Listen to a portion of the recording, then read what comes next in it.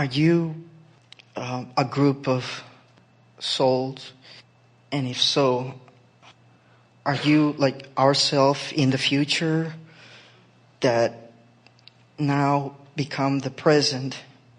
Well, what you are hearing as you are receiving Abraham here and now is the vibrational escrow that has been set forth by Jerry and Esther, and then has been added to by those leading edge questions ever since. In other words, it's a consciousness that expands to the breadth and depth of the question that is being applied. Sometimes people will say, Abraham, can I receive you? And we say, everyone has access to infinite intelligence, and what you receive will be your own unique calling from what life has caused you to create. Humans have been trying to quantify non-physical almost from the beginning of humanness. And we encourage you to not try to put your physical limitations around what is non-physical, and instead understand that it is infinite intelligence that you are summoning by virtue of the vibrational becoming that you have become. Esther could feel, especially in the beginning, that sometimes someone like you would sit with such a depth and breadth of wanting to know and understanding that she could feel what felt to her like choruses of source energy lining up, eager to speak. And sometimes she could feel a thought begin, and then another thought come, and then another thought come. It was as if the chorus of non-physical was finding its place in order to answer this question in the best possible way. Sometimes the questioner would be more casual in their wanting to know. My dog is pregnant. How many puppies will it have? That sort of thing. And Esther could feel a very different chorus. Not such a crowd, not such a leading edge crowd wanting to come forth to explain. The thing that is distorted for most of you who are seeking this sort of alignment is that you have this misunderstanding. You think that source is a quantifiable, finite expression just waiting to assert to you. And so if you could tap into an energy called Abraham, then anybody that would tap into it would get the same things, would get the same words, would get the same explanation. And it isn't that way at all. You are individually the summoners of infinite intelligence, you see. And your deciphering of it is always uniquely yours. As you tap into this, the words that flow through you will not be a replication of what you are hearing here. They will be a clear deciphering from the unique questions that you are asking. That's how you feel the authenticity of your alignment, you see. Everyone has access to this infinite intelligence, but you will summon forth by virtue of that which you individually are, you see. Sometimes you say, we are one, and we say, indeed we are, but there are so many aspects of our oneness that there is enormous diversity. It is accurate to say that we are one, but it is also accurate to say that we are many. It is accurate to know that everything that you learn and everything that you become contributes to that which is source, or that which man wants to call God. But it's also accurate to identify yourself as the personality that is you. And in your description of the personality that is you, it's also accurate to describe yourself as connected to the broader part of you or not, you see. People try so hard to make non-physical be what they need it to be for whatever reason. We're encouraging you to just tune in and allow the source within you to express itself in the unique precision of the questions that your life has formatted. Even today, with the millions of people that are tapped into this energy stream called Abraham, it is predominantly the vortex that was created in the beginning by the questions that Jerry and Esther put to us. In other words, we are the vibrational escrow of that which they are, and you all have your own vibrational escrow. Some say, oh, Abraham, I had hoped you were more. I'd hoped that you were God or infinite intelligence. And we say, we are all of that, but we cannot be more than that which you who is seeking us is asking for, and more importantly, ready to receive. Helpful? Yes. Yes. Interestingly enough, you heard every word of that. You speak predominantly another language, and yet the language of vibration is such that you got that. Leading edge again. Have you ever actually been in a physical body? Not in the way you mean. Not in the way you mean, but the way you mean it is, has everything that is Abraham come forth into the physical? And we say, if everything that was Abraham came forth into the physical, then there would be nothing to feed the physical. It's like asking the electricity in the wall to be the toaster. I see. Thank you. And yet the toaster has no real value without the electricity in the wall. But the electricity in the wall has no real value without the toaster. We're all in this together, aren't we?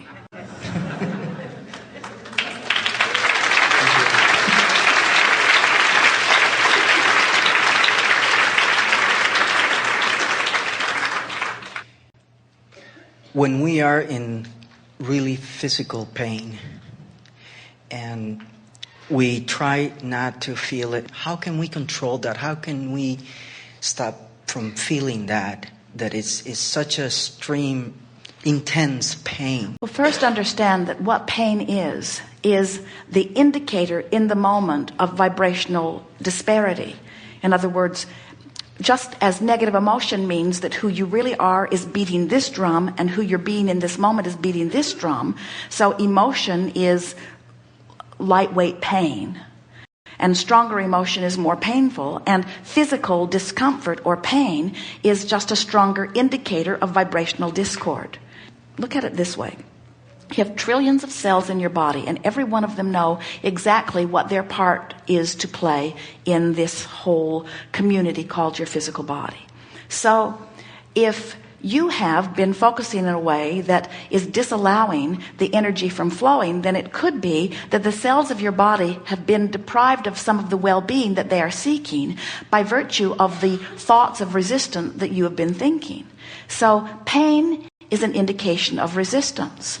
So if pain is an indication of resistance, now think about it. When you ask, it is always given, even if you are a cell in a body. So if a cell in your body is asking and source is flowing what is being asked for, if pain is present, it means help's on the way, but I'm not letting it in.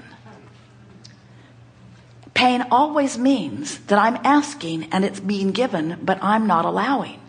Pain is always the indicator. Step 1 took place, I asked. Step 2 took place, source answered. Step 3 isn't taking place right now, I'm not letting it in.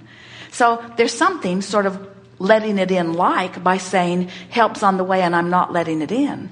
Just trying to relax, breathe more, recognizing that pain is a good indicator, not a bad one, because it's an indication that you're asking and that something's in motion.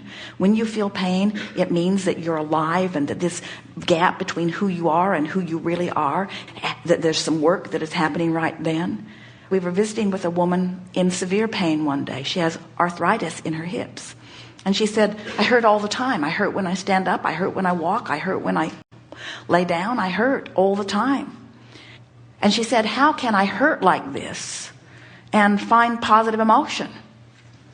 How can I find a better thought when I'm so aware of how badly I hurt?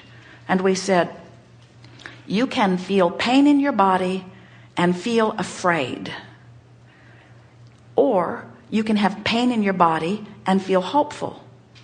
And there's a big difference in the vibration of fear and hope. So if it's possible to separate the now manifestation, which in this case is the pain, from the mental thought, which is the reaching for a thought that is hopeful. If you can separate what is from what will be, it's the same thing we've been talking about all day here today. If you can stand where you are and reach for this, in time the pain must go away. But if you stand where you are and notice this, and stand where you are and notice this, and stand where you are and notice this, the pain's just going to become more and more acute, because every time you know what you don't want, you ask for what you do want, and every time you ask for what you do want, source sends the energy, and pain is energy being sent that you're not allowing yourself to receive. You see, it's like the faster moving river beating you up.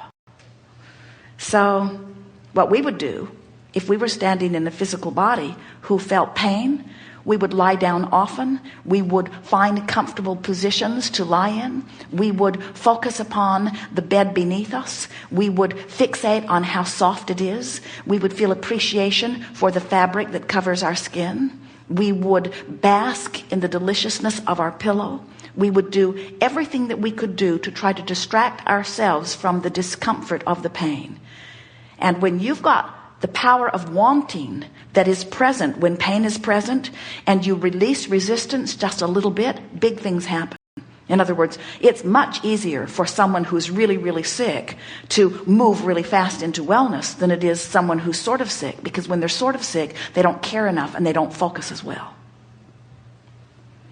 When it matters, you'll find a better feeling thought if you understand the laws of the universe as you do. And then, of course, then you don't need the help of medication. Because then... But there's nothing wrong with the medication, because if the medication can distract you from the intensity of the discomfort, in other words, you can line up your energy on or off medication. What happens with people is they take the medication and then they don't feel pain, and then they don't feel the need to line up their energy. So they use the medication instead of alignment, and then the discomfort just squirts out in another way and another way and another way. So we are not encouraging you not to use the relief that you can find from medication. We're just saying don't replace the only thing that works with it. Very good. Enough for now? Thank you.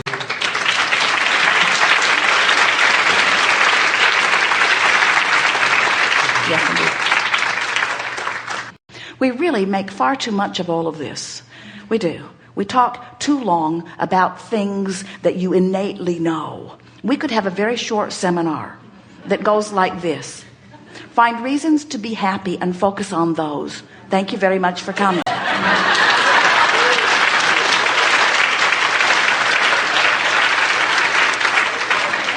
Tell the new story of your life. Tell the story the way you want it to be. Tell the story the way you think that source might be telling it. And if you get crossways of the story of your life from that which source is saying about you, you'll feel it. In other words, if you say, I'm not sure, you'll feel it because source knows you're sure. If you say, I don't know what to do and I might be on the right path, you'll feel it because that's not true at all. If you say, I'm unworthy or I've made mistakes, you'll feel it because source doesn't believe that at all. In other words, if you say, things are good for me, you'll feel it because source knows that to be true. If you say, I am of value, you'll feel it because source knows that to be true. If you say, there is nothing that I cannot be or do or have, you'll feel it because source knows that to be true. If you say, my physical experience has parlayed me into so much more, and I'm so appreciative of everything that I've lived because of that which it has caused me to become, you'll feel it. You'll feel the enthusiasm and eagerness and friskiness of that because source knows that to be true. Have fun with this. Be playful about it. Be light and easy about it. Pamper yourself more. Be nicer to yourself. Care less what others say. Complain not at all and praise as often as you can. And if you can't praise, at least say nothing. And if you find yourself complaining, just sort of choke on your own words. Catch yourself in those modes of doing those stories that are not a match to what you want and laugh about it. Say to yourself, there I go again. I've got this chronic habit of thought. I don't know why I do that. I don't really want to do that. What I really want to do is, and then reframe the story. It's not big stuff you're doing. It's the day-to-day dribble that comes out of your mouth that makes up the balance of the vibration that is you. You are chronic thinkers. The question is, are you chronically leaning toward the way your source feels about you, or are you chronically leaning away from the way the source feels about you? And you can tell by your general mood or attitude which it is. You are magnificent beings. It has been our privilege to play with you in these hours. We see this as co-creating at its best. This has been some of the most dynamic, leading edge conversation that has ever been anytime, anywhere. Leading edge means just that. This combination of beingness has never been before unto all of the universe. And all of us feel the joy of the expansion of the universe that is a credit to the lives that you are living. There is great love here for you. And as always, we remain eternally and passionately incomplete.